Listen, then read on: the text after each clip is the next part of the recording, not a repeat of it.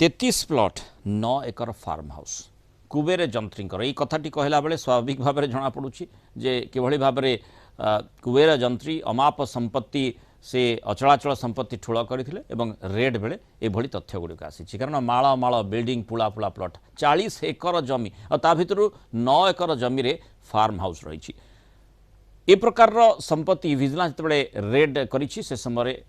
तथ्य पाई Bhawanipatna R&B division सहकारी निर्वाही जंत्री भुवनेश्वर शबर ना घरे रेड बेले एभली अचलाचल संपत्ति ठाब करा भवानीपाटना टाउन रे जंत्रींकर 4500 वर्गफुट्र एक द्विमहला कोठा भी रही कुसुम खुंटी रे दुईटी दुई महला कोठा कोकसरा रे गोटे दुई महला कोठा रही कोकसरा रे जंत्रींकर गोटे मार्केट कॉम्प्लेक्स भी रही